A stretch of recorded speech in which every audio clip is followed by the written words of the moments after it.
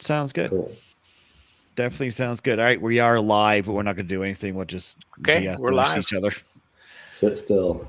Yeah. Nice. So, hey everybody, thanks for joining. I'm going to drop out, but check out these guys, and we'll get started with the podcast at 8:30. Yep. Thanks so much for joining us. So, this is pretty cakey. It'll be fine. Wow, Jordan and Austin, that is uncanny, isn't it? But one of you is very red, the other's much darker. Yeah, he's got more of the beard. Mine's more Austin's color than Jordan's. I don't actually need the glasses either. They're absolutely blue light glasses. But yeah, they make he threw on a flannel and glasses just appeared on his face. The appropriate hat. You're either look like a lumberjack or an Irish fishing boat captain, or both.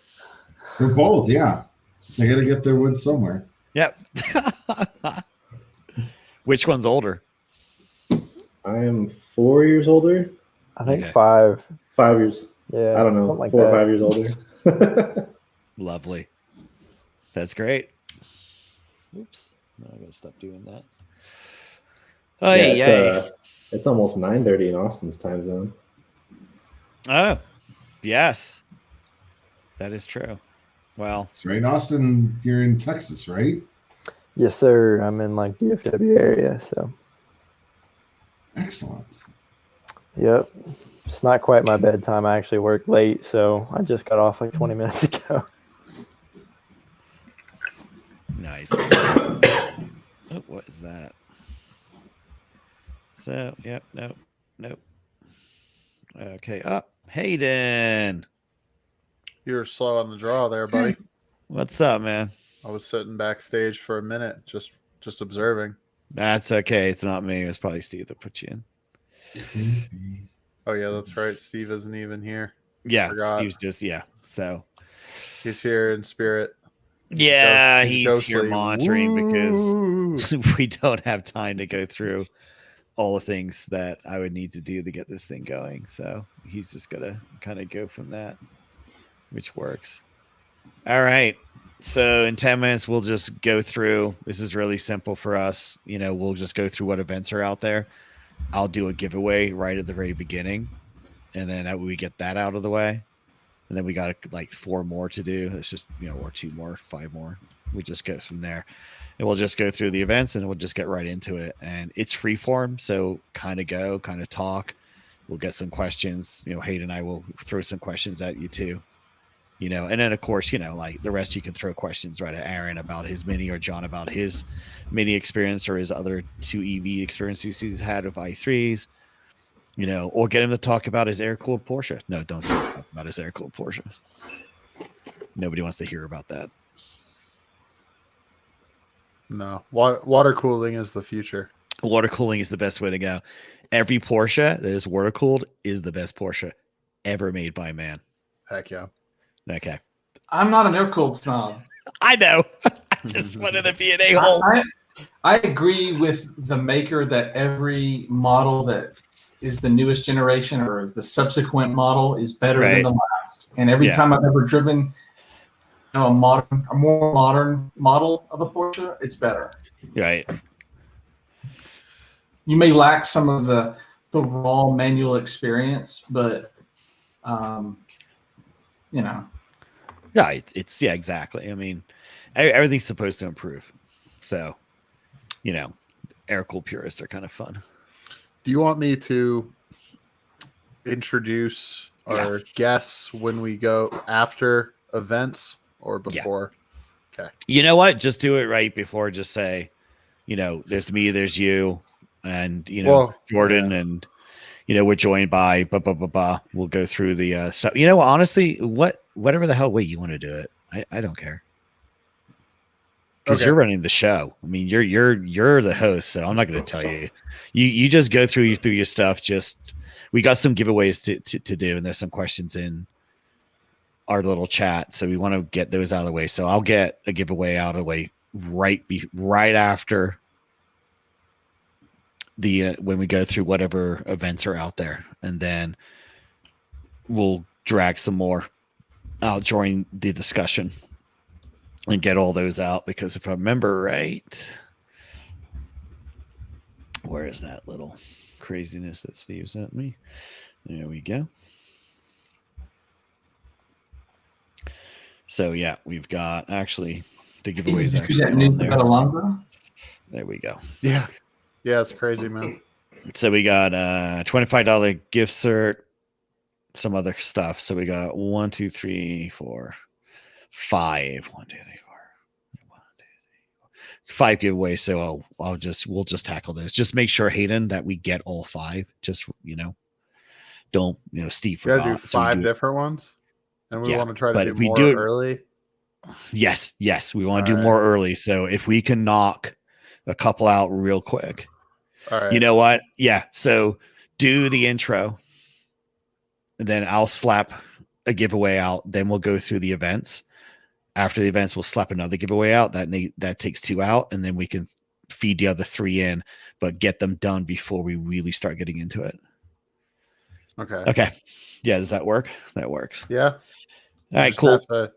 I have to like try to keep the conversation going and think about this. So Yeah, I know. I can think about some of it too. So yeah, I was gonna say, help me out if we're good. getting too far along and we haven't given away enough stuff. Yeah, and then technically it's an hour and a half. Yeah, I saw that 90 minutes or GTFO.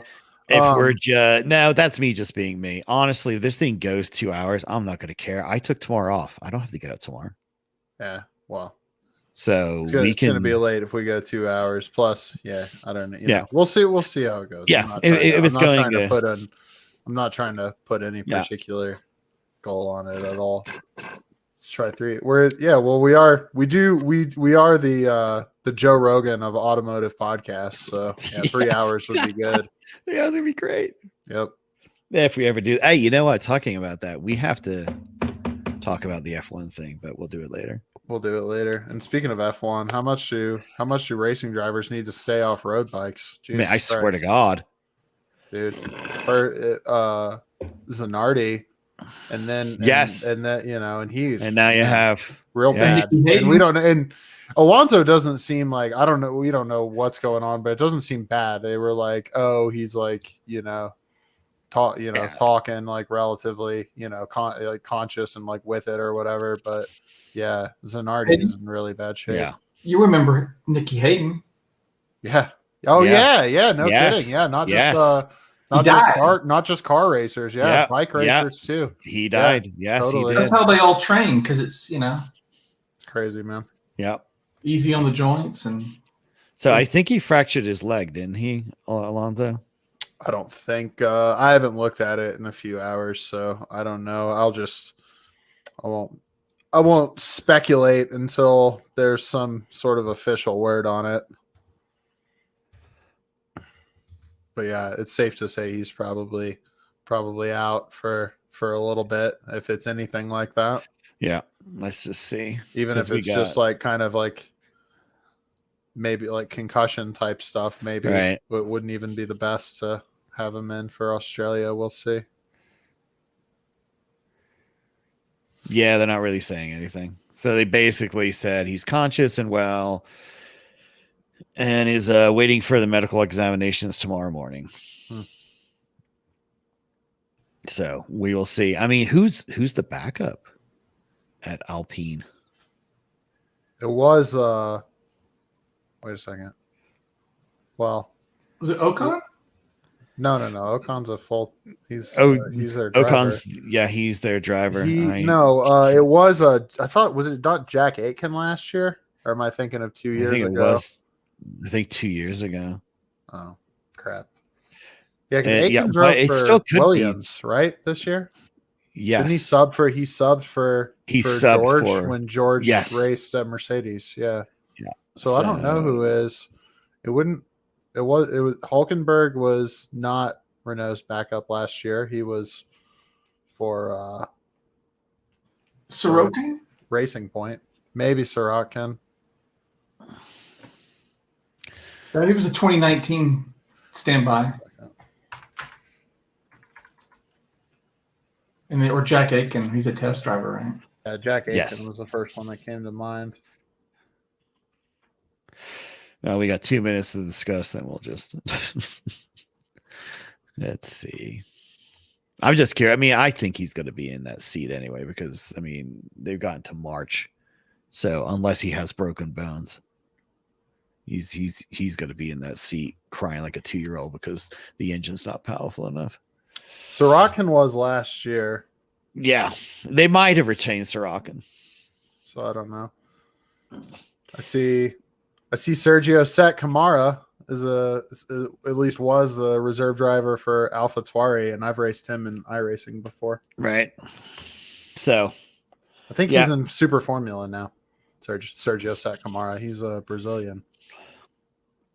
And ordinarily, for the beginning of F1, we would have gone to John's house, but nope. Oh well. Yeah, really, we need our F1 parties, yo. I need Belgian waffles for God's sake. I've got a whole slew of Australian decorations ready to be used. That I see. Right. I mean, there was no Belgian waffles last year. Dozens of dollars at Amazon. You know, the reason why I had to go to the hospital and now I'm on a bunch of stupid medication because of my heart is because I didn't have Belgian waffles last year. It was so devastating to me. So devastating. Well, cross your fingers. We get Waffle GP this year then. Okay, because John, I can't afford another $107,000 medical bill. So damn it. Well, shit, I'll make I'll just have you over.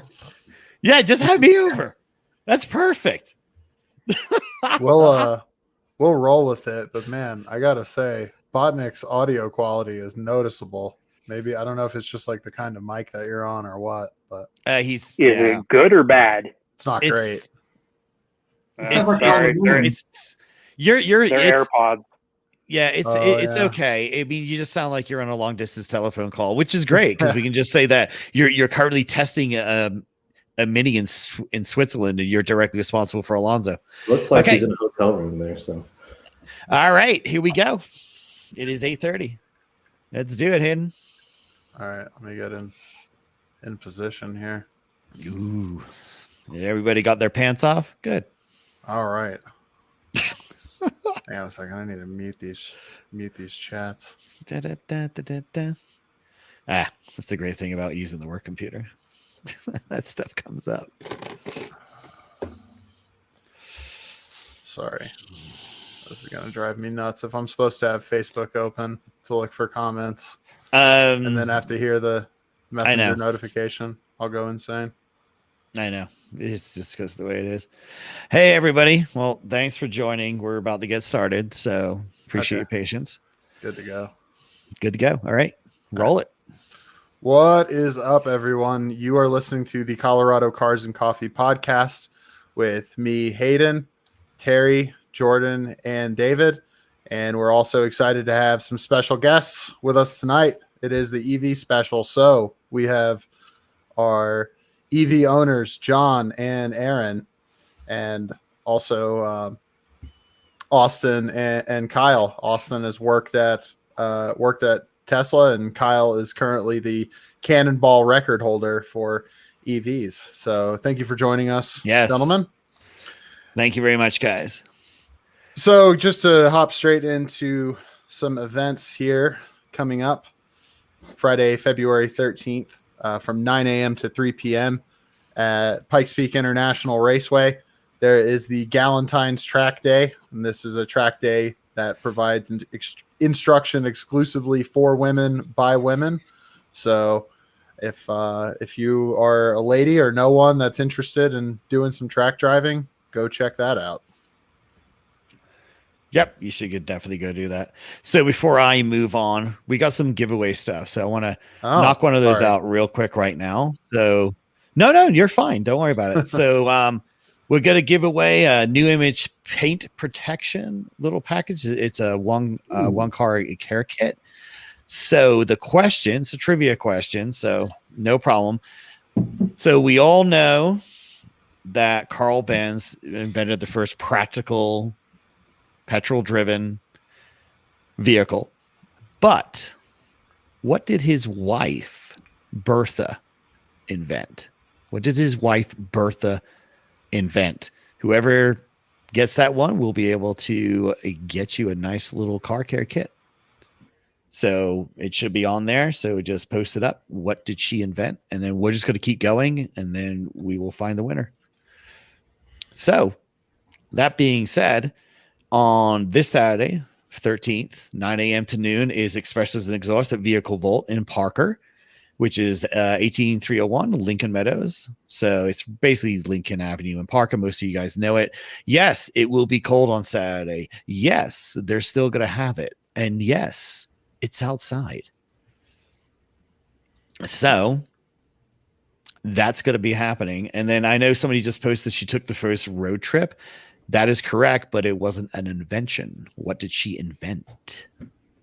It's so silly what she invented too, and it's right up her alley. Right up her alley. Okay, bingo bango. Somebody Really? got it. Somebody got it. So it's right Was here. that Unfortunately, Vic? Who got it? so yep, right there. Yep. But I can't see who. So Vic Chang. okay, I think it's how you say that. Cheng. beautiful. Well, Vic, thank you very much. You got the right answer. Mark will be reaching out to you to provide details. Okay, so Mark's one of our admin team. He's just going to be messaging you to provide details. But congratulations, Vic. Thank you very much. That's great. Nice job, Do Vic. you guys know the story on how she invented that though? She was bored. No, she was on one of those road trips. Yes. And the brakes that her husband invented were wood on wood. And she knew from wood shoes walking on the streets that there was no grip. But she also saw a cobbler shop and had him make brake pads for her husband's car out of leather. There you go. And so the very first brake pads were leather because of women's shoes. So next time we all complain about how many shoes our wives have, just thank Bertha Benz that you can stop your car. That being said, Cars and Coffee, Loveland, as usual, will be at the Loveland Design Carpet 1 in, get this, Loveland, Colorado. This No. this Sunday from 8 to 11. But it's supposed to be like 10 below zero. So make sure to check before you head down there that event is still going on. If it is happening, I am told that Human Being will be there, and Girl Scout Troop 74315 will still be Cookies. there with their delicious Samoas, which I still feel very strongly against. If you think anything other than Samoas is good, you're a monster. Dude, coconut is crazy to Well, prefer over anything. Coconut. I know we're rehashing last week, but I like the Thin Mints, and I am a monster. So I enjoy that. s'mores all day, and microwave them briefly. Thin mints for sure. Thin mints. The Thin Mints will be frozen, which does make them better. And everything will be frozen. So frozen cappuccinos and frozen Thin Mints are the order for the day on Sunday. So Excellent. What else is we got something else going on? I'll get the last one. So on February 21st, 10 a.m. to 5 p.m., which is a Sunday, you got Drift Colorado, which is February Frenzy, which is also at IMI Motorsports. Okay, so tickets are available. There is a link which one of us will post in the Facebook real quick. Unfortunately, I can't. Link is $10 at the gate for spectators, and drivers it's $130. So definitely put that on your calendar if you're into drifting, want to see drifting or participate. So it's Drift Colorado on February 21st at 10 a.m. to 5 p.m. at IMI Motorsports. And that's in Dacono. Hey, everybody, Dacono. All right. Before we get moving, we do have some giveaways. I like to get these out real quick. We're going with the giveaways. Heavy in the front. Heavy in the front, baby. Kind of like I am. I'm heavy in the front. That's right. All right. This next giveaway, and shit, I really should get a question. Wait, we have to actually ask questions with these? Yeah, exactly right. So let's just grab one. You already read mine, and yes, so I got nothing left. It's okay. There are a bunch in here. Got a few. So there we go. We're gonna go with this. So for a $25 Amazon gift card from our lovely, wonderful sponsor, Denver Smooth Curb. This is your question. First one to get this one will win the $25 Amazon gift card. So how many vehicles did Tesla produce on the Lotus Elise chassis? How many that's a good one. vehicles did Tesla produce on the Lotus Elise chassis? First one to get that bad boy will win a $25 Amazon gift card from Denver Smooth Curb.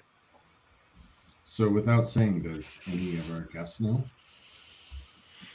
Yeah, we can do that. I know. I just read the question. Well, you read the question. Kyle's nodding yes. Maybe he knows. So we'll give the people a second to. Wait. Or I do see we? one. We are so close. All right, that's Timon who's commenting. He knows because he works for me. He's right. Timon, that doesn't count. Come on. That's awesome. Yeah, Timon is excluded from winning prizes. Oh, that's great. Well, so I don't know why whoever it's not, gets it next. It's not loading the comments for me. I'm not seeing. Not seeing it up that's to. Fine. Up That to one date was for from some reason. YouTube, apparently. Oh, okay. Yes. Jeez, okay. All right. So I'm not watching all the feeds. we can move on. Mark is listening. Mark will monitor. So, and I'll actually look. So there you go. So word about our guests. Let's do it. Two friends of the show and EV owners. What are you trying? Are you getting? Sorry. in? So Grayson Owens, thank you, Grayson. You have won that. Mark will reach out to you, or Mark's going to reach out to you, but we got your name, so we will definitely reach out to you. And congratulations, you have won that $25 Amazon gift card from our sponsor, Denver Smooth Curb. So sorry, Hayden, we can continue. It's all good. No, that's useful. Everybody can use another $20-$30 towards Amazon. Yes. But a couple friends of ours that are EV owners. First, there's John Nasser. He's owned 2 BMW i3s. Currently has a Mini SE, which is an EV. So thanks for coming on, John. Thanks for having me. Yeah, thank you, John. There's we also have Aaron Botnick, who is a fellow admin first for the Facebook group. First time on the show. Owned the Chevy Spark EV and now the Mini SE in, I believe, the same color as John. So yes, because they're married. Thank you for joining us, Aaron. They are married. Thanks for having me on. Married to their own wives. I don't know what else you guys were thinking of. Anyway, and then also Austin Schaefer, who is Jordan's brother. Is it? Yep. Yes, sir. And Jordan has been on before. And you worked at Tesla. Yeah, for about 3 years. I was there. I left in December of 2019. Very good. Very good. And Austin, you worked for them down in Texas, right? I actually worked for them in Kansas City, Missouri first, and then in 4 different locations in the Metroplex in DFW. And I've heard about people selling in Texas, and you can't even really you can sell people Teslas, but not really. It's there's a lot of loopholes that Tesla used, much different than my experience in Kansas City for sure, because Missouri does have a sales license. Tesla has a sales license in Missouri, so yeah, much different process, but fun stuff. I'm sure we'll get it. We'll dig into a little bit more of that shortly. But last but certainly not least is Kyle Connor. He is the current Cannonball EV record holder and works at Inside EVs. Thanks so much for joining us, Kyle. Yes. Yeah, sure thing. Thanks for having me. So certainly look forward to talking a little bit about the Cannonball and how all that worked and kind of what that whole madness is like, because that's cool stuff. So I guess sorry. No, go. Terry. I was just gonna say we can just just kind of throw it out to the room or to John and Aaron, whoever wants to comment. What was you guys? John was specifically. I'll say this was specifically my first friend to get to go down the EV rabbit hole. So what was the original motivation? What got you interested in it? What got you thinking about it? Well, I mean, I needed something to move my wife out of that godforsaken smart car. That's right. Yes, that's true. She was into the smart car for a bit. But if you remember, David actually at BMW. Yes. David got the i3 for us, and he had gotten that extended kind of over the weekend loaner that they offer sometimes for 2 or 3 days, let you live with it and realize that you actually made it to the store back and not get stranded. So remember when he got that, he was taking us for rides in it, and that kind of got my wife and I interested as, hey, this might be a good alternative. That's the future. It was a car that you got in and it was just like, wow, this really feels kind of like the future that we were promised. Yeah, dude. Thanks for jogging my memory there, because I drove his before yours, and it's this different experience. And what was weird is just how thin the tires were on that that i3. That was hard to wrap my head around. Yeah, Kyle and I were talking about that earlier in the week, about it's really kind of one of its downfalls, especially here in Colorado, I think, because it's just, you just don't have the traction.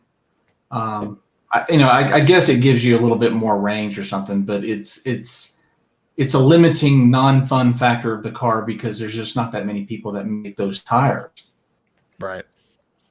But other than that, I mean, it's a great city car. It's oddly spacious inside.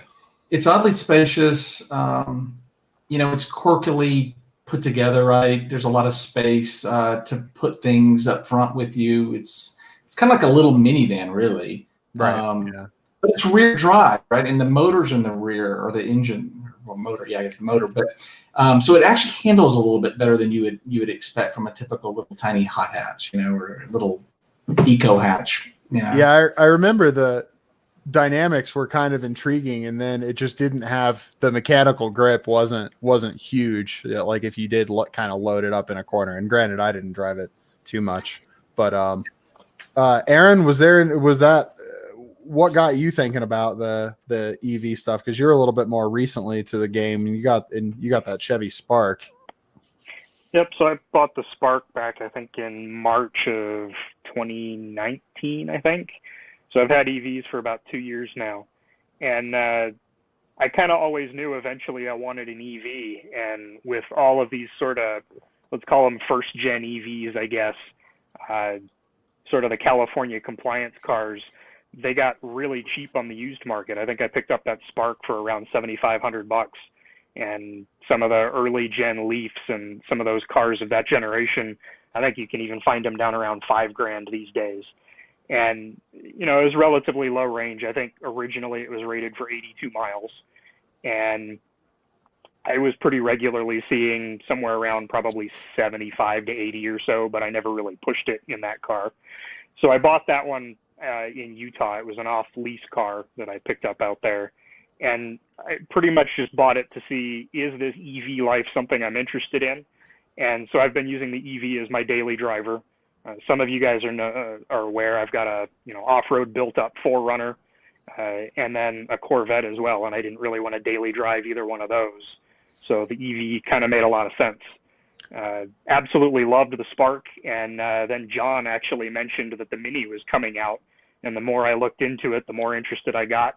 Managed to find that the dealer, who was it, Champ Mini down in Highlands Ranch, a couple weeks later, I want to say end of February, got a demo car in, and I went down and test drove it. Immediately after that, went and test drove the Bolt, thinking, well, maybe the Bolt would be a good upgrade now. The Mini was 10 times better handling-wise. So for anybody who actually likes a car that handles well, the Mini EV is fantastic. The range is stated 110 miles, but John and I both proved, at least in certain cases, you can get significantly more than that, which I'm sure we'll talk about that a little later. Yeah, and I was just gonna say, and you kind of clarified it for me there. You two are kind of enthusiasts and guys that own sports cars first. At least that's how I met you, and then you got into this. So it's not like you're coming at it from this perspective of, well, I had a second gen Prius, and I just drove Hondas and I just drove, Corollas and Civics before that. You guys both, have your sports cars.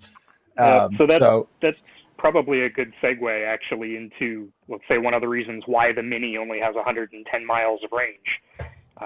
It weighs 3,100 pounds. So rather than take a car that weighs somewhere around 2,800 pounds and suddenly jack it up to 3,700 plus almost 4,000 pounds to get 250 miles of range like a Tesla, let's say, they decided to keep it lightweight and still have that sort of mini fun feel to it. Yeah, and I've driven our other friends e-Golf, and that's almost 3,500 pounds. So wow. That's 3480 something, 3470, something like that, just right off the top of my head, 35 basically. But yeah, that is a nice thing. If you're charging, and like we said last week, you can do it, I guess, but it's kind of tough right now without the garage and the home charger, and especially if you have a level 2, you got it made. If you're just using this to commute back and forth to work every day and it's well under the range, it's no big deal. But what's up? I was just going to say that I actually test drove a gasoline Cooper S a few years ago, and I was actually thinking about putting that in as a daily driver. And they're fantastic and they're fun and they're a little pricey, I think, for what you get, but once they put the B engines in from BMW, I think like the B48 and the B38 into them, they started getting a lot more reliable, a lot more torque, and it was a good setup, right? It was a well vetted setup. And when they let me take that demo that Aaron got to drive on a test drive, and they gave me the keys by myself, I mean, it was just like, holy hell, this is I was autocrossing in business parks, Yeah. really trying to see like what could this thing do? It had summer tires on it, for Christ's sake. Right. And it carries its weight low. So yeah, while there's a little bit of extra weight, it carries its weight well. Probably could use a little bit more tire to be able to pull the things that you're able to do in your Miata through the Lowry Monza circuit. But I mean, in the summertime on a warm day, you believe how fast I can fly through there. And I got to keep my voice down because I can hear my wife now up in the kitchen, so she doesn't need to hear that. The Larry, but that's like such an inside joke. Only on a only when it's completely closed off, closed course, professional driver, right? I'll tell you that Mini up in the canyons is actually a riot. I mentioned I've got the Corvette as well. The Corvette, the limits on that car are so high, it's almost not fun to take out on the street anymore versus the autocross course or the track, right? The Mini, I don't want to say it's like a Miata necessarily, but as a set-up street car from the factory, the Mini, especially with the sort of torque management or brake-based torque vectoring that Mini put on this car, it handles surprisingly well on the tight twisties in the canyons. Yeah, just think how fast it's going to be once we stage 2 it. Yeah, that's perfect.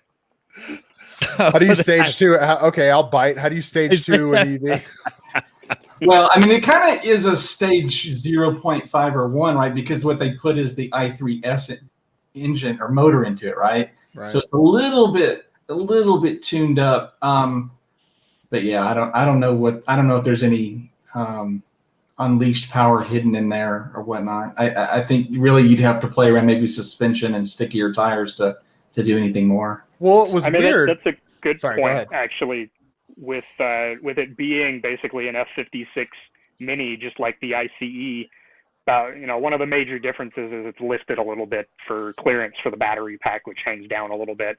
But I'd venture that a lot of the components from the ICE minis should fit these cars. Right. So you probably can run, Cooper S suspension, maybe with a little stiffer spring, and really have some fun. Yeah, the cold air intake will get you 15 horsepower. That's right. I got one in my BMW, baby. So, right. Jokes is. I'm actually excited to try autocrossing mine here. No, why not? Because basically it is a mini. It's basically a go-kart. It's so electric go-kart or gas-powered go-kart. It's still a go-kart. So not it is significantly heavier than the standard mini. Right. Yeah, why not? Right. So that's good. And if you want to stage 2 it, my understanding is, you remember those old school big ass batteries that you put in flashlights in the 70s? That's your stage 2. I got a couple in the house. If you guys want to stop over, we'll just strap them on there and call it good. You would save batteries from the 70s. Of course I would. Why not? Who doesn't? Well, who doesn't save batteries in the 70s that like leaks all that white crap out of it, and then you lick it like a 9-volt. But you gotta add a little bit of water to it every once in a while. And Terry, you're talking about the square ones, not the round ones. No, you remember that big square? Yes. The big square one with the light on the front. Remember those things? Those things are wonderful. They serve 2 purposes: really bad flashlights from the 70s that illuminate nothing, and a wonderful weapon to throw your older brothers and sisters. Trust me. You're talking those big mag lights that are like a foot and a half long. Right? Let's not get to do what I used to do with mag lights with people. Anyway, so I'm just curious with John and Aaron, is like, what is your day-to-day livability with an EV? Like charging, going places. Do you have range anxiety or anything like that? I mean, how did you incorporate all that into your, what you're doing right now, and, kind of be at ease with it? Well, I live in the middle of the city, and Aaron lives on the outside of the city, right? So we both have the different experiences, with our 2 i3s and the Mini. We've never charged anywhere really but our home or the dealer. I mean, so because we're Denver's not crazy big. I mean, it's 20 miles to one end if you're in the center. So to go to the outside of the city and then come back in, I'm at 50%, right? So I thought I was gonna have more range anxiety with the first electric car, but it just never ended up being the case. I was expecting to, marked out where all the chargers are and got all ready, and then never used them. Aaron's got probably a 15-minute discussion he's about to talk to us about. Yes, probably, but it's just fine. Because the spark was quite low, and like he said, you live on the outside of town. You got a little bit of a commute. So, did you ever get the range anxiety? Ever have any issues? Thought you weren't going to make it? In the beginning, I would say I had range anxiety. My commute. I've worked in Boulder and Golden. I live sort of out by Coal Creek Canyon area. So my commute was only about 14, 15 miles each way. Even the Spark, 19-ish kilowatt hour battery pack was, in the summer in good weather, it was good for 70 plus miles. In the winter, honestly, and might as well talk about the elephant in the room, wintertime range on an EV. Between running cabin heat, which is very expensive, and as well the reduction in range that you get just from the battery being cold and whatnot, and everything being cold, the Spark was probably only good for about 45 to 50 miles in the wintertime. And in that particular car, because I did have so little range, I very rarely ran the heat. So I actually, even in the Mini, I keep a hat and gloves just in case, right? So if you need to cut the cabin heat to get more range, that's one of the things you do sometimes. Now with the longer range cars, and I'm sure Kyle can talk more about this, but with the longer range cars, that's not really a concern. The Mini's got a 50% larger battery, although it is less efficient than my Spark was. So with similar commutes, I have no concern whatsoever about the range. So I run the heat full blast, don't even think twice about it. Now that Spark, I couldn't drive from my house down to say Centennial and back without trying to find a charger along the way. Where the Mini, I could probably drive all the way down to the Springs, charge down there and come home. With the Spark, I think I charged with a DC fast charger maybe 4 or 5 times in a year and a half. The Mini, I've only done it once, and it was on the way home from the dealer. So and you guys, as you roll downhill, you get a net recharge. Yeah, right? so there's something else worth mentioning. I live at 6,200 feet. I mentioned I worked in Boulder and Golden. Going to both of those locations, it was downhill. So a couple of EVs have, I think GM calls it a hill hold reserve or something like that, so that it doesn't charge all the way to 100%. Because most EVs, if they're charged to what they call 100%, you don't get maximum regeneration right off the bat. You actually have to bleed off some of the battery. I think the Mini, it's around 8 to 10% before you really notice the regen starting to come back in.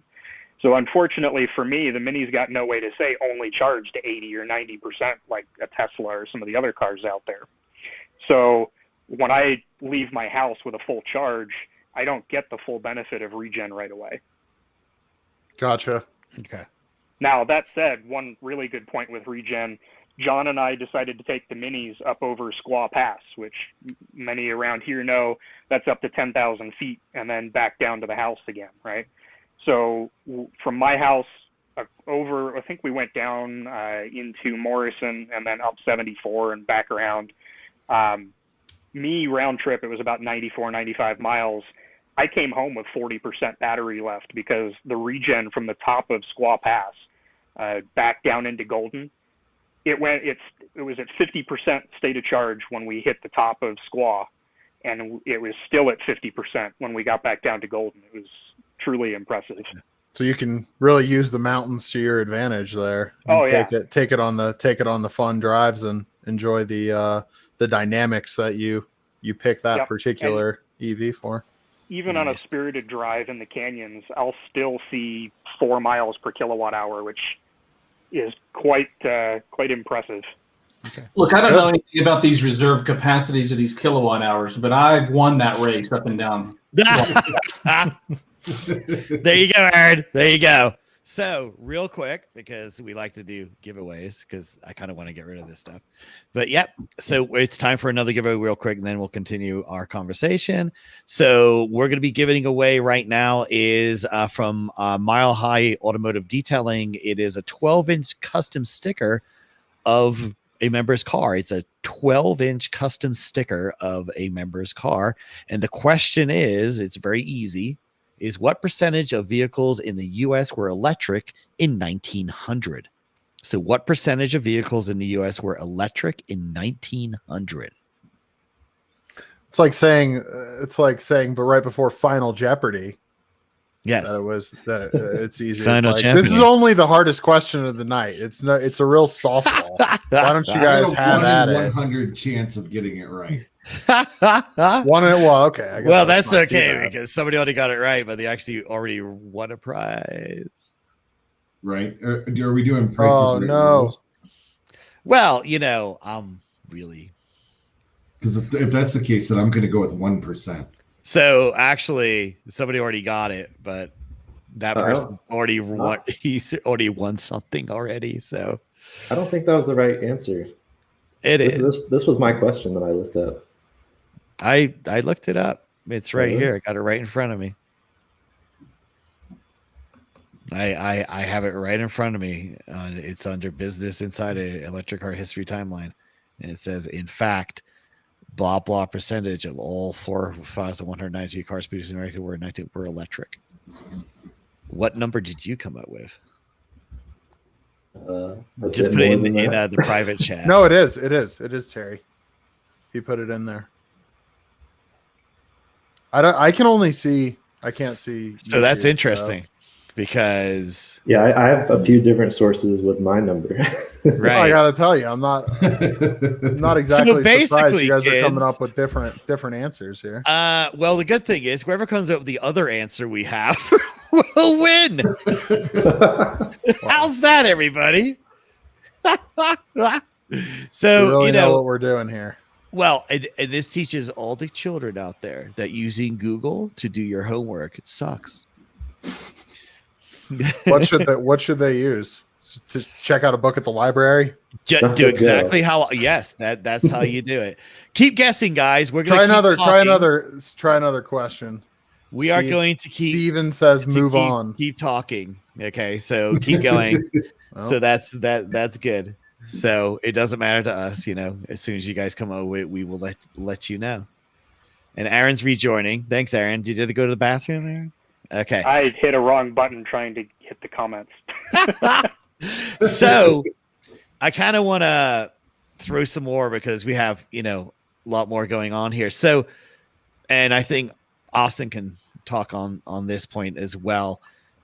There is with you guys getting the EVs and everything, was there a concern or any kind of concern about the environmental impact of batteries, disposal, stuff like that? Did that come up for you? You get a lot of that. You get a lot of that nonsense in the car groups from guys who pictures of mines that are not mining what they think they're mining, and those mines were shut down in 1982, stuff like that. Because again, kids, Google, it's not your friend. I guess I can start on that one. But definitely, as far as just existing batteries, one of the interesting things, I think Jalopnik actually had an article on this a couple days ago. But one of the things that these battery packs are going to wind up getting used for is grid storage for renewable energy is one of the big ones. Because even when they're not usable in a car anymore, because the capacity is reduced somewhat significantly, there's still enough capacity there that grid storage is going to become important. And I think VW actually has come out and said that they expect that through even existing processes, up to, I think, 95% of the battery materials are going to become recyclable or reusable in some sense. Again, I think that was in the Jalopnik article the other day. Yeah, most manufacturers are committed to recycling the batteries because we all know it's not an incredibly environmentally friendly process to create them. But it's also, you have to take into consideration the amount of pollution that the automobile creates in its lifetime.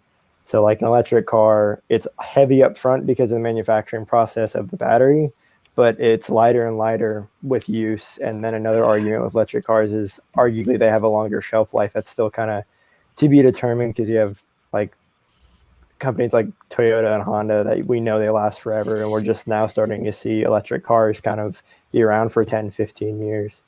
But yeah, like Aaron said, I think there's a lot more to what the future of like recycled batteries is going to look like. And renewable energy charging is going to be another big impact for that too. Now you mentioned, so you guys think that we're going to, I'm sorry, Aaron, go right. Aaron, go ahead. I was just going to mention, you mentioned shelf life of EVs. An ICE car, it used to be 100,000 miles was like a really big deal. Now today it's more like 200,000 is kind of a big deal. There was a report, I want to say maybe a year and a half ago, of a fleet of Teslas that I think they were doing chauffeur type service. And there were a couple of them that they had upwards of 400,000 miles on pretty easily without a whole lot of repairs needed even. So we've kind of yet to see exactly what's going to happen, but it does seem like EVs may be reliable longer than typical ICE cars. So you guys think that we're going to start seeing these batteries get not necessarily recycled for their materials, but just repurposed into, say, community solar farms or things of that nature? Is that what we think we're going to see in the future? I would think some of that, but when I mentioned grid storage, it was more large-scale infrastructure like Excel and those types that have wind and solar, where the renewable power sources, you may generate solar obviously only during the day. So if you can store any excess generation in these sort of half-depleted batteries, then you can use some of that renewable energy overnight. Obviously, again, the wind doesn't blow constantly, so same kind of deal. That's probably a good use for them. And I liked how what Austin touched on, and kind of how we talked about the engineering explain video last week. Is, are EVs worse for the environment? Myth busted, something like that. And he just explained, and Austin kind of explained the same thing, that it's like it's front loaded, right? Because the the production carbon output is more for your batteries, right? Dirtier relatively. Yeah. But then as the life cycle goes on, it has, it catches up and eventually surpasses it. So I guess if we all have if we're still commuting, then and don't have a lot of money to spend, we can all think about being environmentally friendly and getting Fiat 500Es.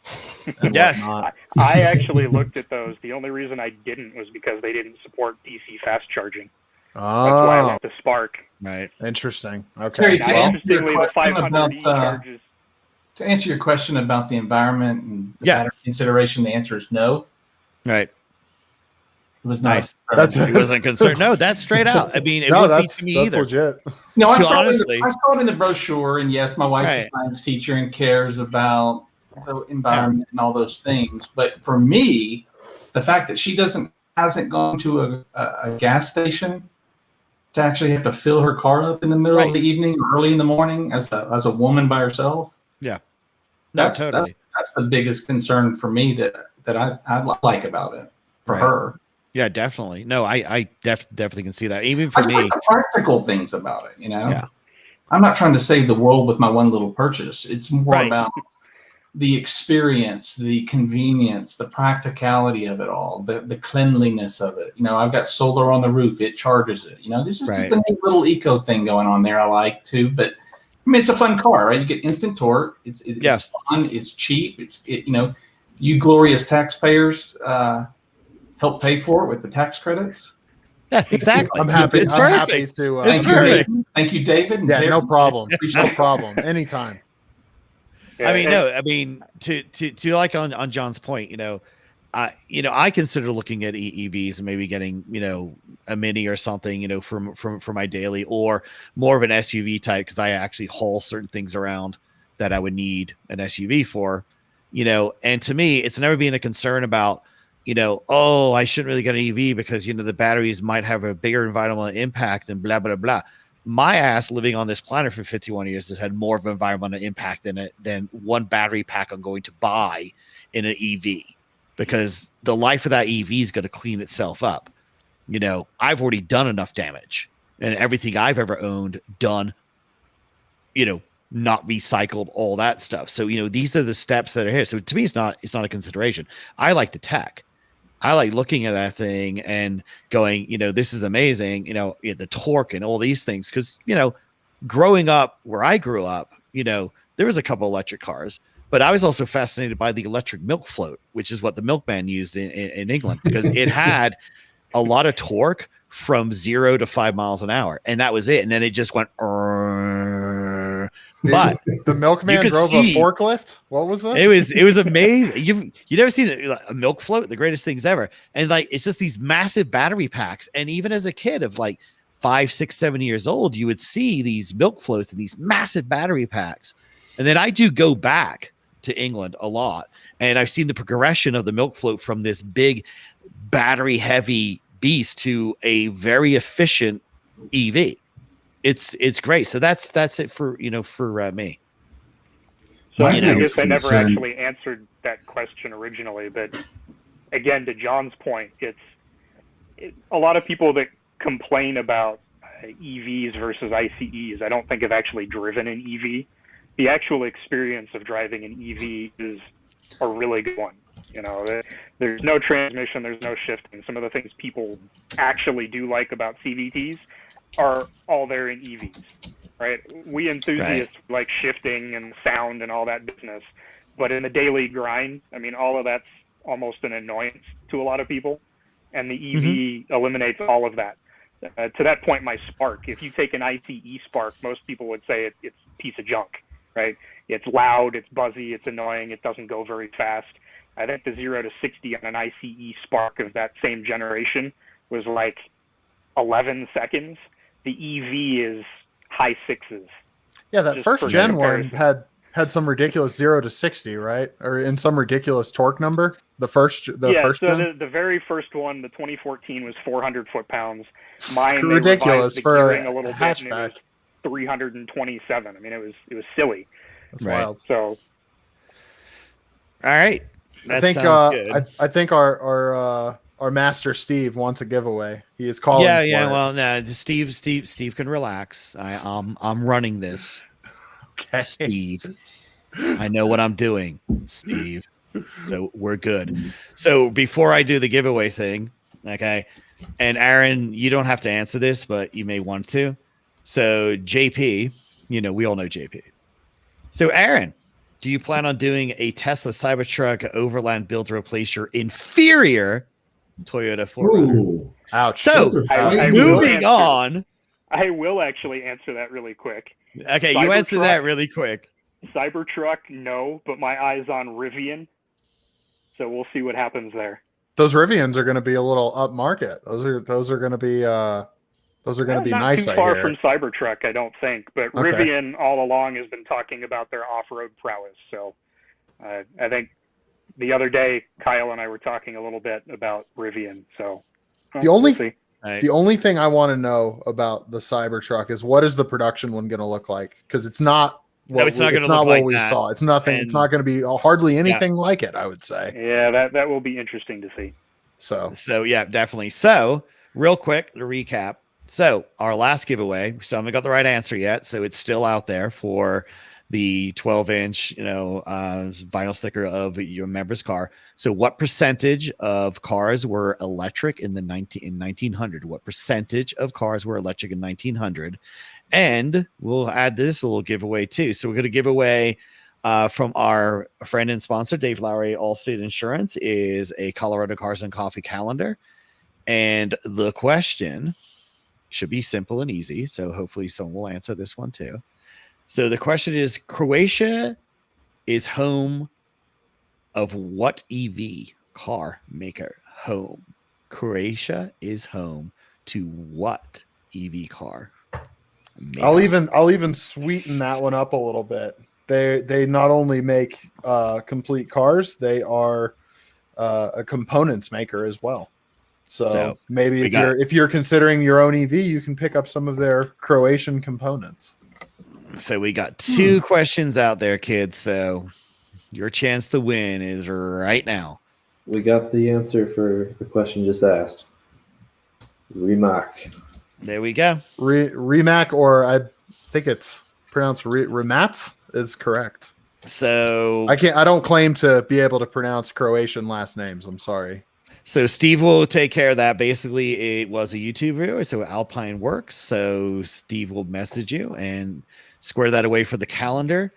And then honestly, we're going to end the misery of the 1900 because there's two sets of stats.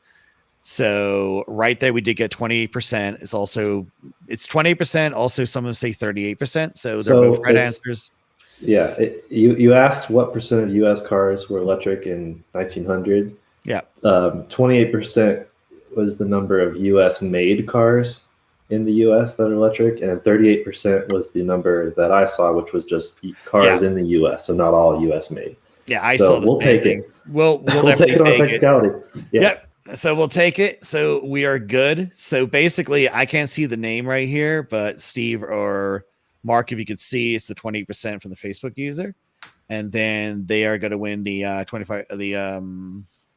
12-inch sticker of their car. And then Alpine Works, a YouTube viewer, did the correct answer for Rimac. So Steve or Matt, could you just take care of that for us? And then we should move on to our other happy little guests. Yeah, I was going to say, I hate to. Sorry, Aaron? There's an interesting question that popped up from Cameron.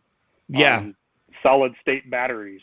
Yes, I have heard a bit about this. There's been some excitement. There's a company called what's it called, QuantumScape, that VW owns. What do you guys know about? And anybody, please jump in on this, because I feel I really don't want to have our other two guests, Austin and Kyle, feel neglected here. Yes. But what's the deal with solid state batteries? Is that kind of coming up? I want to throw that to our two EV experts, whoever wants to jump in on that. Sure, Aaron, I'm not sure how much research you've done into solid state. I've definitely done a little bit. There are some benefits to solid state batteries that have been pitched over the years, such as crazy fast charging times. We've seen so many claims of solid states. I've attended so many shows where everyone's like, this is the breakthrough technology, and it just never happens, never comes through, and it's never as promised. What they are right now are less energy dense battery pack solutions. There are cars on the road with solid state battery packs. I believe BYD makes them, even in their buses, actually, over in China. It's really not needed, really. I think lithium's a great technology right now in the interim. I don't think there's anything solid state batteries can do to unlock more driving and daily usable potential out of electric vehicles compared with current offerings from a lithium ion blend of pack structure. They are safer. They, in some cases, solid state batteries do not have any thermal events associated with them if they were to be pierced or damaged in any kind of way. And Toyota's spending billions of dollars on this, sure, but we don't really know where that money is going and if it's being spent well. Toyota is probably one of the least aggressive manufacturers when it comes to pushing towards battery electric vehicles. We've seen efforts from them to go for a hydrogen electric system with the new Mirai. And, it's interesting to watch what Toyota is doing because my personal opinion is they're really missing the ball here. But solid state batteries, it's certainly cool technology, and it sounds great, but it's not really going to do anything for us in the practical sense. Is there, you mentioned lithium, is there, and there's also the other minerals that have to be mined for the lithium batteries. Is there some kind of scaling argument to be made for the solid states? Are they more easily scalable, even if the technology is inferior in other ways? Aaron, I know you had a point to make, so you want to go there before we talk about scalability of battery pack production? Sorry, go ahead. Sure, I had two small points there. The safety aspect of the solid state batteries, I think, could be of interest. There haven't been a whole lot of high profile incidents with EVs catching fire, but I think there have been a couple. One of the comments I'd have there, though, is, Jeep, for instance, is already doing a hybrid for their products. And for people who actually intend to use EVs for off-road use, the solid state batteries could be of interest there, because the last thing you want to do is take a rock through your battery pack and then have the car go up in smoke. That was one comment. I don't actually remember what the other one was. Oh, you mentioned Toyota and the curiosity there. One of the things I'd heard from about Toyota was that they were putting more energy into PHEVs because they could still make something like 2 or 3 PHEVs for the amount of batteries that would be required for a full EV. So from that perspective, I think maybe they were thinking that would be better financially, at least in the short term. Although there was just that announcement that they're going to bring 2 EVs to market now. What was that, David?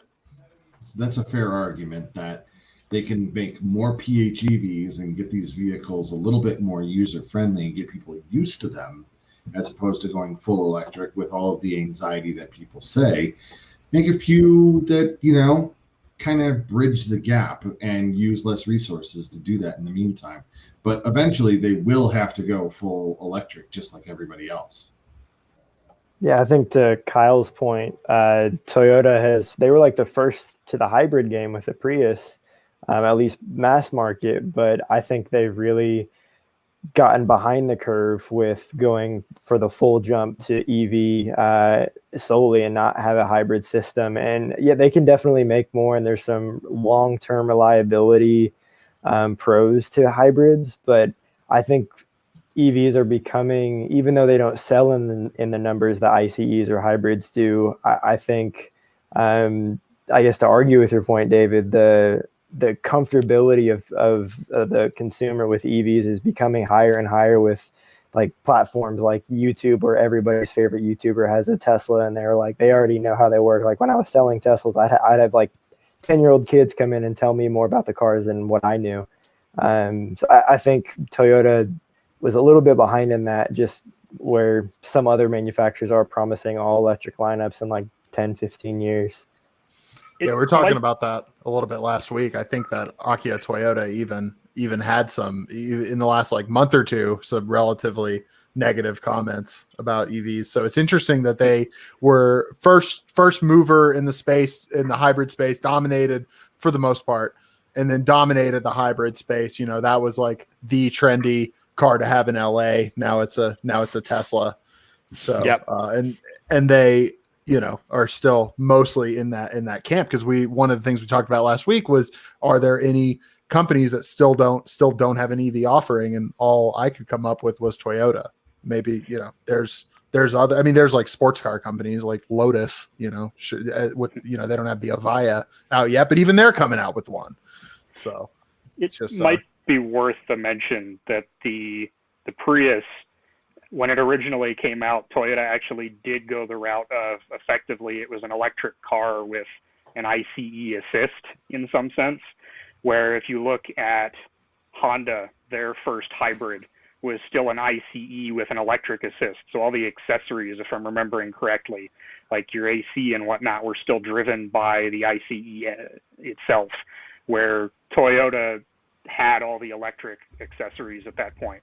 It's totally different now, but it may not be that much of a stretch for Toyota to go full EV at this point, just because of how long they have been doing the sort of electric first focused hybrids. Right. I don't know if anybody else has a comment on that. I mean, I got a question for Kyle, and is that when do we expect the Tesla owners to stop feeling special? You know what? That's a great question. It's a fantastic question. My favorite take on this is that one of my favorite comedians, Tim Dillon, he says they all think that they're SpaceX engineers. Everyone with a baseline Model 3 thinks that they're an engineer for SpaceX. Yeah, but I have a PayPal account, so doesn't that make me a SpaceX engineer as well? Yes, it does. So do I. Exactly. But the Tesla's like the EV Camry today. Come on. Right. I don't know. Is that a one. fair thing? I mean, Yes, Kyle can answer that. Terry, they built almost 500,000 Oh, I know. Model 3s last year. Yeah, I know. They're all over the effing place. It's the F-150 of the electric world right now, right? Right. But I think it's a good way to get over to, like, you know, Kyle and Austin, because both of them have, well, Austin has great experience with Tesla working for them. Kyle does, you know, as well, from everything he's done. So I'm just go. I want to hear from them, and I just don't want to completely leave behind my question about solid state batteries. Is there a scalability argument to be made there, or you know, what are that's my biggest doubt about the space, and you know, it completely taking over, is scalability as far as production, but also electrical grid. I don't know if either of you, Kyle or Austin, really are up on the grid stuff or the solid state batteries, whatever you want to jump into. Throw one more small wrench in there before you answer.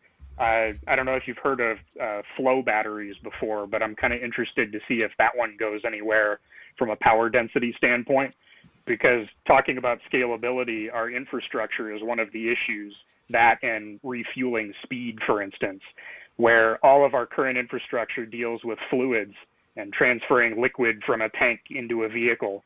So if something like a flow battery can make it so that all of our current infrastructure could almost, you know, within a couple minutes refuel an EV, that might be an interesting direction. So questions about scalability on solid state battery packs. Certainly there are some benefits there that they use different materials. Really the harshest thing that we're talking about with lithium is the cobalt portion of the battery pack that is linked to the most dangerous and worst mining conditions. And we're going cobalt free pretty much. Tesla's going this way. You can still have a lithium battery pack without cobalt, or with just a little tiny amount, and that can always be recycled off into the future.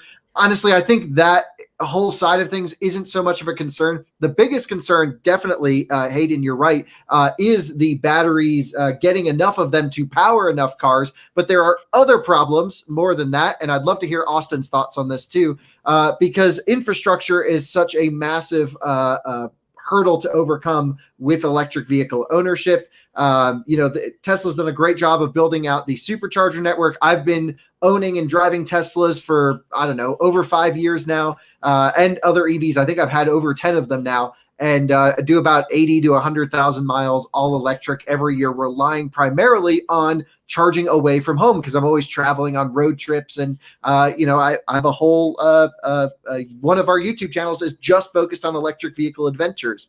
And so we learn this grid quite often. Then you have the other side of it, which most people who are homeowners will just charge at home, like John and Aaron experience. In that case, you don't need so much of a robust public network to do most of your daily driving.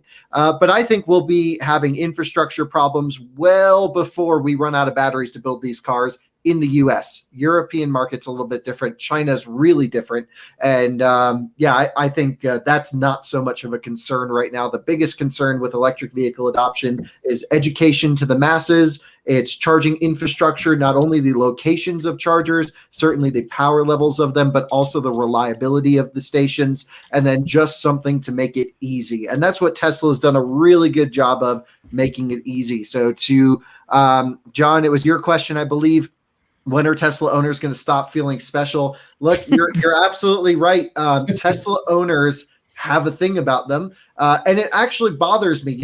We have a huge Tesla audience on our channels, and I have to be careful about what I say, obviously. But something to be said about them just ignoring with blinders everything else going on in the auto industry, thinking they're the best. There's some validity. Tesla does amazing things. Austin used to work for them. I used to work for Tesla as well, and it really is an amazing company what they're doing. However, other cars are doing really good things. So that's the whole reason I took the Porsche across the country, to showcase the third-party network, to showcase other cars are out there and doing well. And David, of course, gets to experience this. He gets to play around with a ton of PHEVs and EVs. And, we all get to try different stuff. And look, I still have a Model 3 in the garage right behind me, but I have other cars as well. And I think we need more of that mentality. I think a lot of that is the marriage of tech and car companies, because that's what anybody on that talk on Wall Street that talks about Tesla stock particularly will say, "Oh, they're not just an automotive company; they're a tech company as well." So I think some of that, if you think back to like the early days of the iPhones, the first couple versions, there was something cool about having one, and when you blur the lines between tech and car, you get this. You can get a tribal owner base. Let's call them that. So Kyle, talk about the the parallel experience, because you did the Cannonball in a Model 3 first, and then you did the Taycan, and you experienced both charging networks.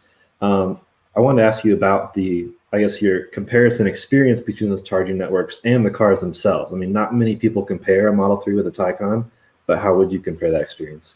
Yeah, well, definitely Model S is more Taycan side. I've owned Model S as well, so that's probably a closer comparison to Taycan. But the biggest thing is charging network, right? So Tesla, for people that don't know, Tesla builds their own charging hardware in-house. They build their cars in-house. They build the communication programs all in-house. So when you show up to a Tesla supercharging station, it has a proprietary Tesla connector on one end that slides into your Tesla connector on the car side, and it's all vertically integrated. The car talks to the charger because you're just dealing with one manufacturer of products, and it pretty much works. And almost more importantly than just the hardware itself working and charging is the ability to help users of the system who are not familiar with finding chargers and guiding them to the station. So in a Tesla, if you say, I want to go from here in Fort Collins where I live, and I want to go back to North Carolina, for example, I do that trip quite often in a Tesla. It's no problem. The car just says, you're going to stop here, here, here, here, and here, and here's how long you have to wait at them. And by the way, it warms up the battery on the way to the charging station, so you get the fastest charge. It tells you while you're there, it says, hey, you have enough range to leave to get to the next station. All of these things, almost no other automaker can get right. And one of the problems is the scatterness of the third-party public charging networks. On the Taycan Cannonball trip, we primarily used Electrify America because they offer up to 350 kilowatt chargers at almost every single off-highway station. Higher power chargers than Tesla superchargers, by the way, and they're in pretty good density. This is something most people don't realize. You can definitely go almost anywhere in the continental US in a large battery non-Tesla vehicle. The problem is Does the car tell you where you need to stop and charge? Not really. Some of them try to, but it's not great. I've never found a perfect one. Does the car precondition on the way there to make it perfect? Some say they do, and then they actually don't. Some do, and it's kind of a mess. And then, by the way, when you arrive to this third-party charger, you're working with a product that's built by, let's just say, Efisec in Spain that has back-end Greenlots hardware from Oregon, and then you have a Volkswagen Group, Electrify America, running the communication protocols, and you're plugging in a Volvo. I mean, it's just so many different things, and there's so many, even though we should have a standardized CCS communication protocol, it just sometimes gets mixed up and it doesn't charge all the time. So Tesla has it on charging network in terms of reliability and uptime and ease of use. In terms of charging power and speed, though, this is why we were able to set the cannonball in the Porsche over a Tesla. Right. Sorry, Terry. Sorry. Just to wrap up our giveaway, because it's the last one. So I just want to kind of get it done now. A little bit of break, kind of interrupt the conversation. But this is the last giveaway, kiddos. So essentially right here, what we're giving away is, and what happened here? Sorry. And it is a auto wash. One detail is advantage kit. So valued $130 from Auto Wash. So it's a detail is advantage kit, $130 value. And this is a simple question. You should all be able to get it. So which Tesla model had a rear facing third row? And I will say you need to be very specific on it. So which Tesla model had a rear facing third row, and your answer must be specific. Okay, so sorry, Kyle, didn't interrupt you, but we'll just go see what's up, and then we have the answer already. Gotta be model specific. Must be I guess he wants specific capacity too. Specific. But, there is a question. So you don't just want the model, you want the generation, kids. I think he wants us to be specific. So be Pacific, guys. Come on. Be Pacific. Be Pacific. Don't never be. Whoever answered is very close, but it's. Are you looking for a trim level? No. Generation. So you want the capacity, I assume. That's how they defined sort of the variant of each model. Right. I think that's what. Yeah, because it's been the same. Yeah. Generation. There's arguably not multiple generations of the Model S. There's a. Oh, we're done. So whoever won. Did we get it? Yes, don't worry. All right, it is one of our Facebook users. I don't know who can see that, but congratulations, you have won. It is the Model S. The first generation. Because what did they stop doing the third rows? Yeah, so the third row is only an option, I think, in like 2015, 2014. Right. And that was the pre-facelift. A lot of people call it the nose cone because it had that black oval on the front. Right. And that was an option for a very short time because nobody bought it. Oh, really? That's, what we should ask that. Which Tesla I only saw one in my time working there, and it was not a new car. It was a CPO car that we were resurfacing. So. Well, who doesn't want two car sick kids in the back of their car? Because that's all that can fit back there, right? And then you face them backwards, so they're car sick. So there you go. But thank you very much for the answer. I can't see who it is, but hopefully Steve or Mark can see. It's the first answer we got, the very first answer of the Tesla Model S. Faru, F-A-R-U-H, I believe. So. Thank you, guys. Okay, so sorry to get you there, Kyle. No, it's no problem. We were I think actually Jordan had something you wanted to bring up there. Yes. Cameron asked, well, he mentioned the German government forced Tesla's hand to implement a standard charging connector. Do you think here in the US building redundant yet proprietary charging stations is a smart financial strategy? It's basically, Apple has the Lightning connector and everyone else has USB-C. So I don't know. What are your thoughts, Kyle? Or I made that. This is one I wanted to bring up. I'll let David go. Go ahead, David. I was going to say I just make that comparison all the time. That Tesla and Apple are very much the same. They use one charger, but what is actually really remarkable, both companies created a culture around their product. And while, yes, we sit there and try to find that perfect cable for the Apple phone for all of us Android users, and it just drives me nuts. I'd rather see so much more just universal connectors. You know, you don't just buy a Toyota and go, oh, well, I have to go to this particular gas station to fill up my gas tank because the hole on my car is this size as opposed to this size. It should be, in my opinion, universal across the board, regardless of auto manufacturer. But I'm not the expert. So I wanted to me. comment on this one. Go ahead, Aaron. So obviously I'm not a Tesla owner by choice for several reasons, but this has sort of been one of my sticking points, I think, with Tesla, is the fact that, yes, they sort of started the whole widespread EV craze, and when they started, there was no standard connector. Today, we have the SAE standard, which is CCS, correct me if I'm wrong, combined charging system, something like that. Yeah. Anyway, it's the J1772 connector, which is a standard for level 1, level 2, and then it adds 2 very large pins directly below that connector for the high current DC. Tesla, I think primarily it's just majorly 2 pins and then a couple smaller ones for communication maybe. Anyway, their connector wasn't originally a standard. I don't know the history about why it's not a standard.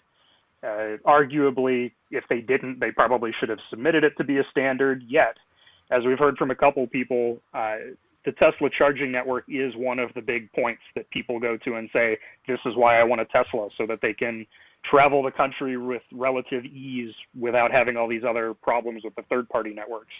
Now, that said, I'm an Apple fan, which makes it kind of funny that I'm not a fan of what Tesla's doing with their proprietary system. I was telling Kyle the other day when we did our sort of demo, I could probably drive my Mini down to see my brother in New Mexico, except for one small hop that is just a little bit too far, yet right in the middle of that sort of dead zone to me for the third-party network is a Tesla supercharger that I don't have access to.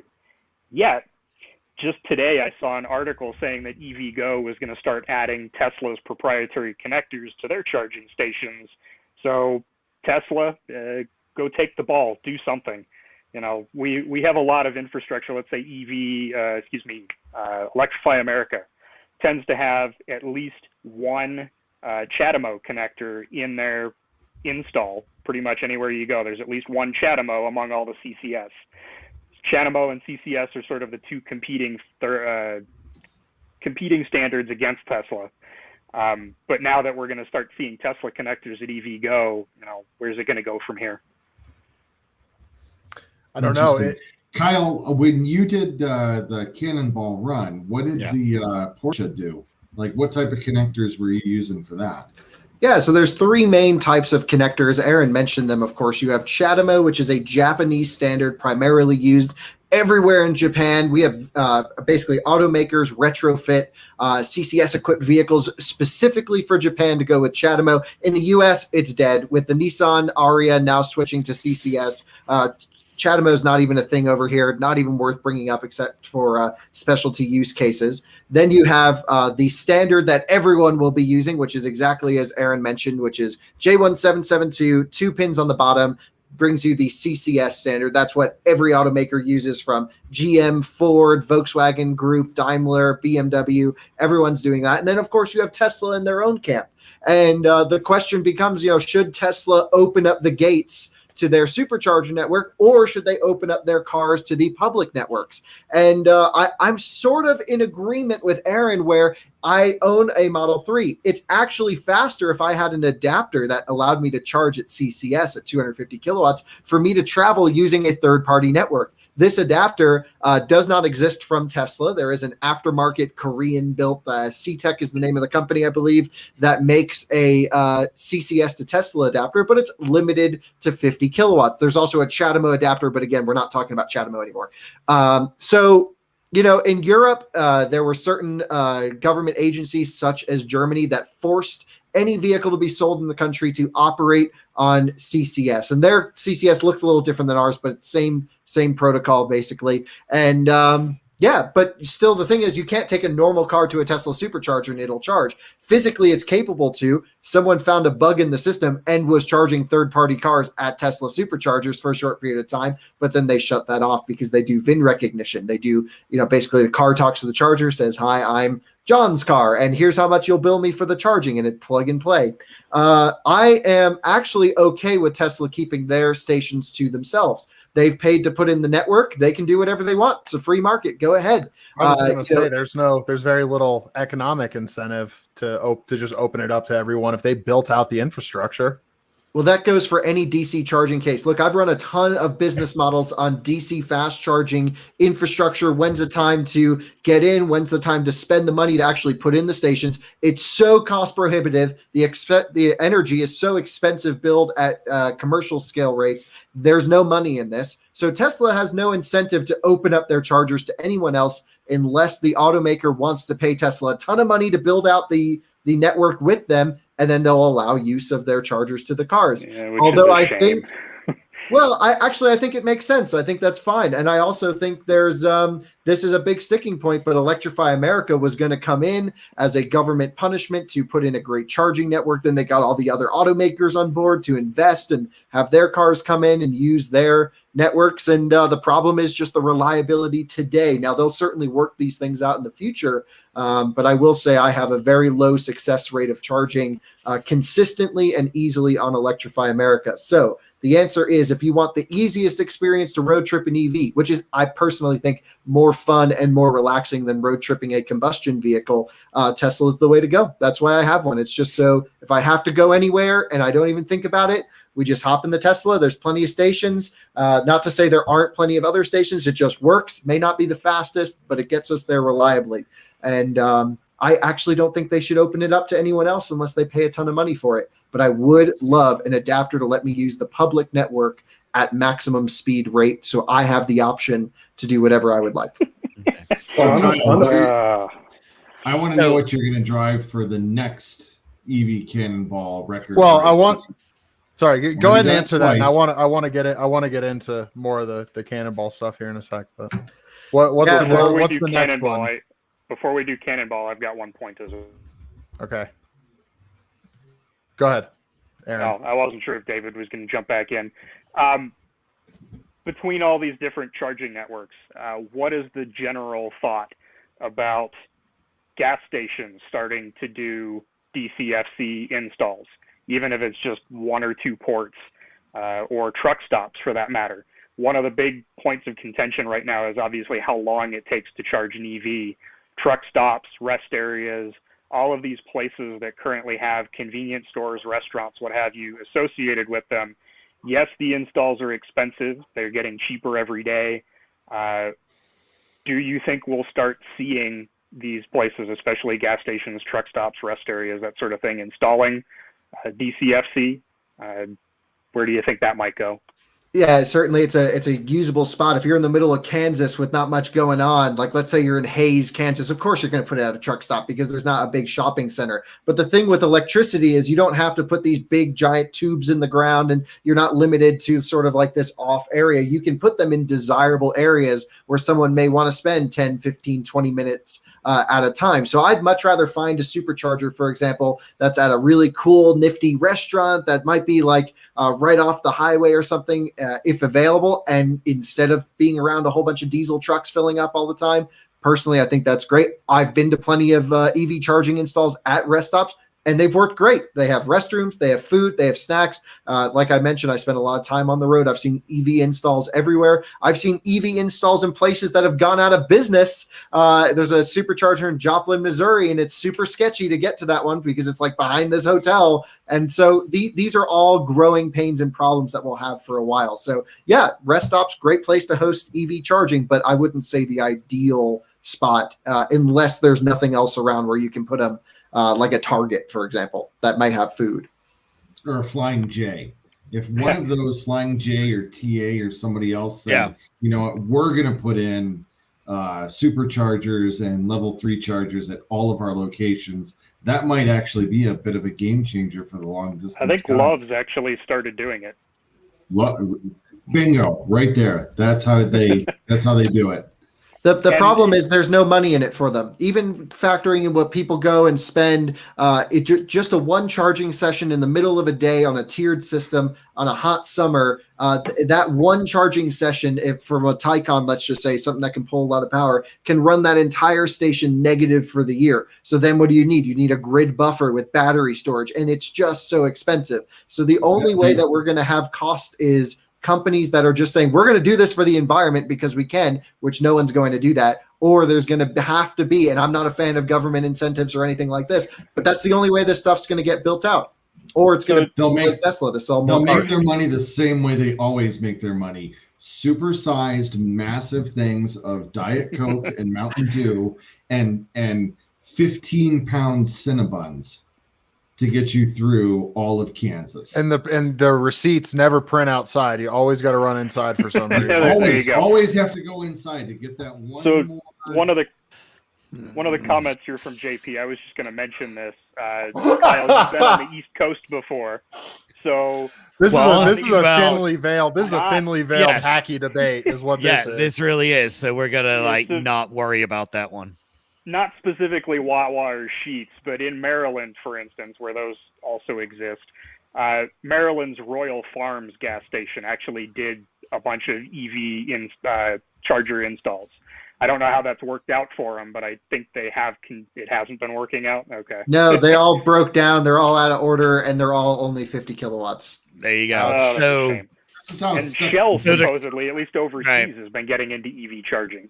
So Shell and Circle K, especially Norway, has been doing it, and they've found a really great case. But again, a lot of these chargers are government backed. There's tax incentives to install EV charging in Norway, things that certain states have been doing a good job of here, but nothing from the federal government. Not saying there should be. I'm just saying this is the issue we're having. But Wawa or Sheetz, this is important. We have to spend a half a second on this because this is near and dear to my heart. Sheetz all the way. Look, I appreciate a Wawa sandwich, but I'm basically lived in North Carolina for the last while. We are a Sheetz state to the end.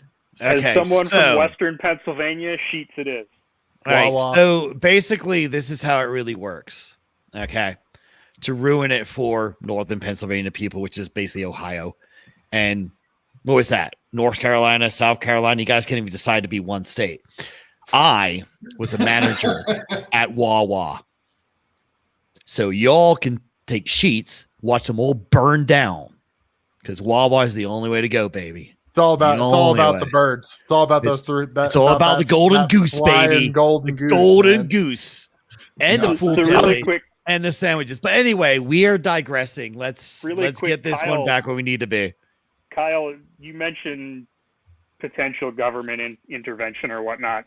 Really quick, with this sort of mandate coming out in California now and potentially other states or the federal government, do you think that if the government's going to mandate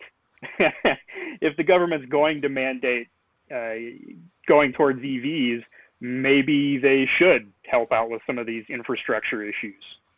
Well, the thing is, they're going to have to eventually, right? Because, and not to say this is what it should be, but again, you're going to make the cars so attractive to purchase, and then you're going to make the places as to which people can charge so unplentiful that someone's going to have to step in. And the answer is we will either see DC fast charging costs come down. The answer is they're only going up right now because everyone wants DC fast charging and only a few providers can do it. So they're going to charge whatever they can get for their units, right? They should. And so it's just getting more and more expensive. And that cost has not been passed on to the end user yet. For us to charge our cars is comparatively extremely inexpensive for what the charging providers are actually paying. And that's because no one wants to buy an EV and then pay more to charge it than a gas car. But in fact, that's what it works out to be right now. So this is an area of huge improvement. Go ahead, Aaron. Arguably, level 3 DC fast charging, on average, at least what I've seen, and you've probably seen about the same, in Colorado, it's something on the order of 40 some odd cents a kilowatt hour, where our home charging level 2 is around 10 cents a kilowatt hour. So there's a huge disparity there. And I should also mention, if we're going to have widespread EV purchasing, EV use, we really need to solve this issue of, if you're living somewhere other than a dedicated home where you have your own charger, say an apartment complex, that sort of thing, we need to address charging at those locations. Yeah, I mean there is a blend of, if you put in so many slow chargers, then the need for DC fast charging isn't as much because you charge slowly, and that's the ideal situation. You should only use DC fast charging ideally when you're on a road trip, when you have to get that car topped up. But anytime that car is not in use, hopefully at home or work, ideally there'd be a place for you to plug in. And if you travel to Europe, I've spent quite a bit of time over there. Specifically, Norway has the best EV charging infrastructure by far. You pull into any parking garage, every parking spot's got a plug. Kind of, Denver Airport's got a similar thing where we have rows of EV charging. Every time I fly out, I go over, plug my car in, hop on a plane, come back the same day, my car's charged. This is where we kind of need to get to. And infrastructure is the main problem, other than customer education. So, Kyle, going back to that original question that I had, you've already gotten the first Cannonball EV, the second Cannonball EV. What's going to be number 3? Oh, man. Well, I'm not quite sure I want to do another one. The speeds are kind of really getting up there. We sort of, as David knows, we work with a lot of automakers. We really want to preserve our image as being safe in vehicles, of course, but also testing them on the limits on closed courses, not necessarily just blasting across streets and in people. And of course, we try to do these runs as safely as possible. But if we were to theoretically say there was an opportunity to do another one, theoretically, that may make sense. The battle becomes Tesla Model S, Plaid or Long Range Plus or whatever their top S is at the time versus whatever the top non-Tesla is. And honestly, it's going to be the Lucid Air, and specifically the Lucid Air Grand Touring, which has the largest battery pack, the highest efficiency, and it's just going to be a monster. Now, I've had some history with Lucid. I've spent some time with them, been in the Lucid Air. It's an amazing car. I've been in multiple times. And same for Model S. I've owned a Model S. They're great cars. The problem not only comes down to the cars, but the charging infrastructure. And right now, the Lucid would just smash the Tesla. And that's because the Tesla charging infrastructure is only up to 150 kilowatt charging peak, which is roughly, let's just say 400, 500 miles of range per hour of being plugged in. Whereas the Lucid Electrify America stations are installed along the same routes. They go up to 350 kilowatts. And the Lucid, we don't know its exact charging curve or peak charging rate, but it's going to be around 320 kilowatts on a car that's arguably more efficient than Model S. Obviously, that's going to win. Now, Tesla has the capability to charge cars faster than 200 or 150 kilowatts with a version 3 supercharger that can go up to 250 kilowatts. The problem is they already have a great infrastructure across the country. Do you just rip out those stations and put the version 3s there, or do you build that version 3 hardware in new places that could use it probably more so than the middle of Kansas? So I think it's go ahead, Aaron. Isn't the charging curve, though, even on the V3 supercharger, kind of not great? Depends on the vehicle, but yeah, typically EVs can accept max current at very low state of charge at a warm temperature, and then they taper off as they charge up. Think of filling up a glass of water. You can pour it really fast when it's empty. As they fill up, you back off. And this is a compromise that you need to look at. And to me, more important than vehicle total range, that almost means nothing to me. I want to know the vehicle charging taper, the curve, and its max speed, because at that point, you could have a car that has very poor range, looking at Audi e-tron, for example, but it can charge very fast deep into the battery pack. It actually makes it a faster road tripper than even my Model 3, but every metric on paper would suggest otherwise. And it just depends on the use case for the car. So, the next car for the Cannonball, David, it's got to be a Lucid Air, I think, or maybe an Aptera. The Apteras are pretty neat because they'll do 1,000 miles on a charge. Let's say 700 at speed. So when you see this, go ahead. When we see this hypothetical race, where are we going to find all that coverage, Kyle? Yeah, hard to say. Let's not go that far. Let's I was going keep to it give you there. a chance to plug inside EVs and it's your chance. There it is. Yeah, Plug that's it. okay. No, You hey, guys look, if just you moved really to want to go to Colorado, sleep, you've got a whole new audience. Just Yeah, go ahead and plug it. Kyle, plug. All right, Yeah, look, we're getting towards the end here, so we do want to hear some plugs. So we have a site called Inside EVs. That's the world's largest plug-in electric vehicle site. We cover any vehicle that's a plug, so plug-in hybrids to full battery electrics. And then we have our own company here based in Fort Collins, which is Out of Spec Studios. We have about 8 different properties. We do not just electric cars. We review combustion vehicles, plug-in hybrids, electrics, hydrogen stuff, which is kind of silly but really fun to play around with. We do a ton of YouTube things, and we just started a TikTok. And who knew people were so thirsty for car content on TikTok, because this is just blown up massively. So if you're interested, go to Out of Spec Studios.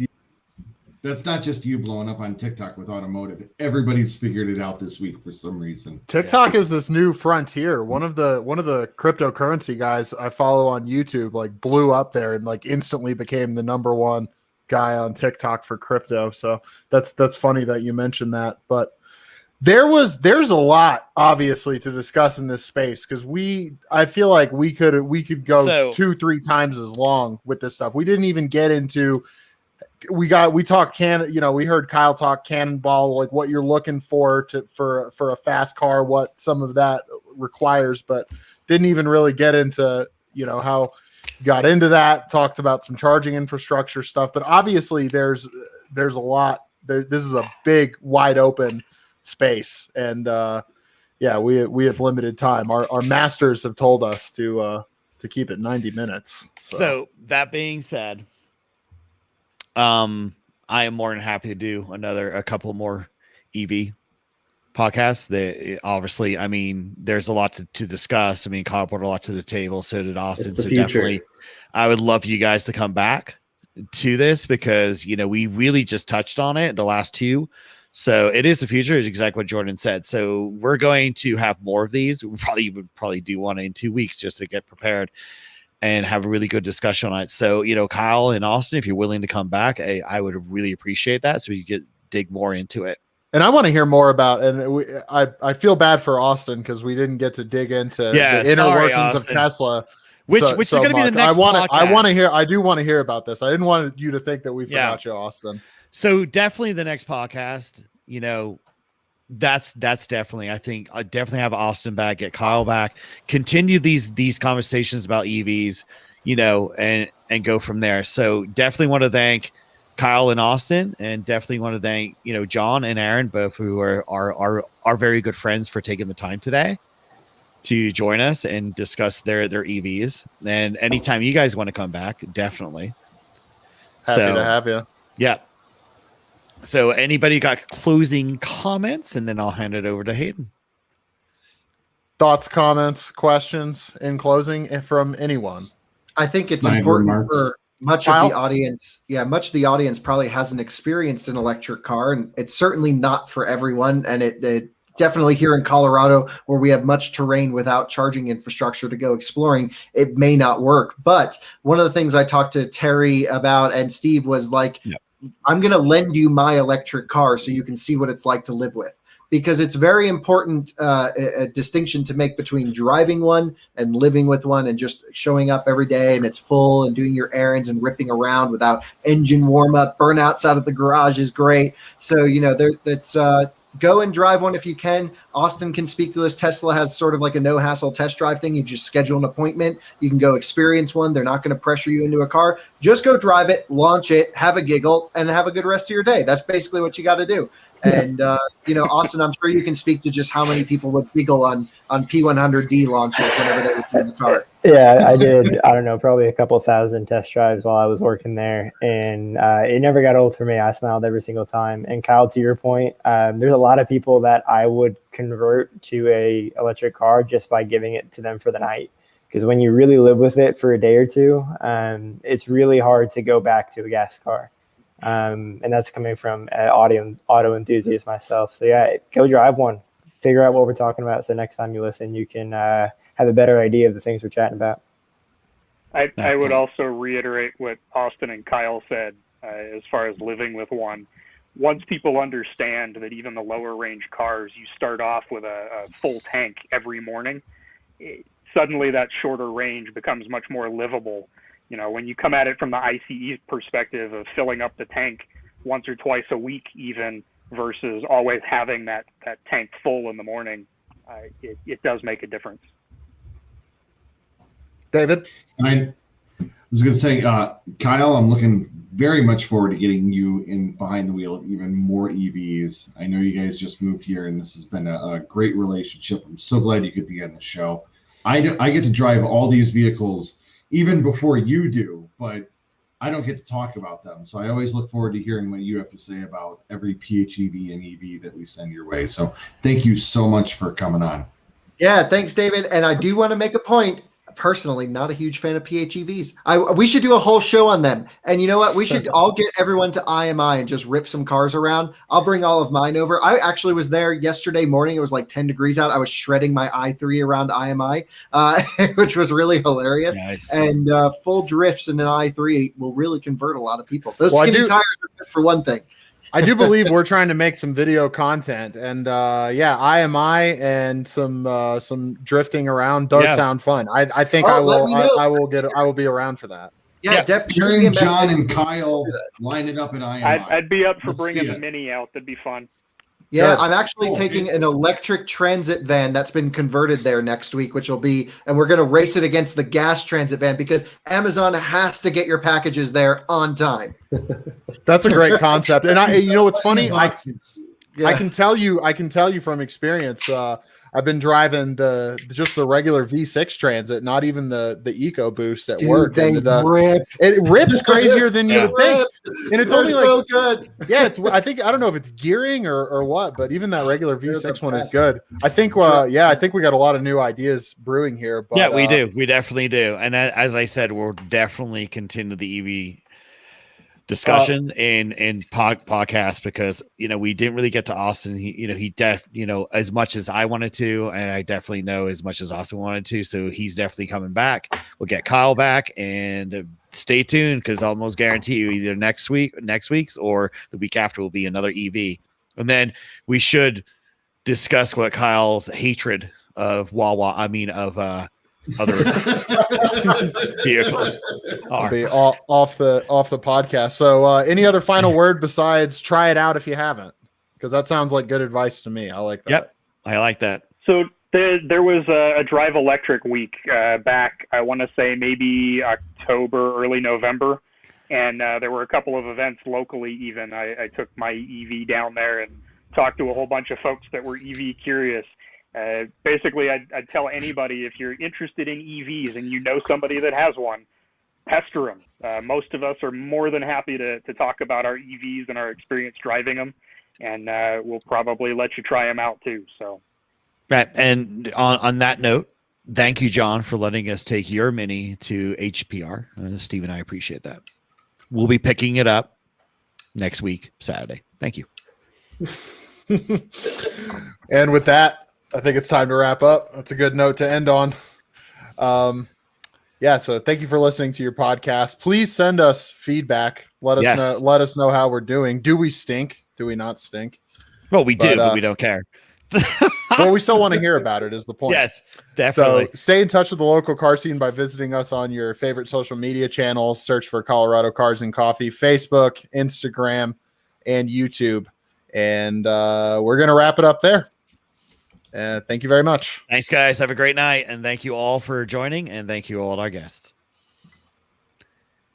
And wait, cut it. Kill it because I cut can't. it. I can't cut it. Are we done? Are we cut on? it. Yeah, no.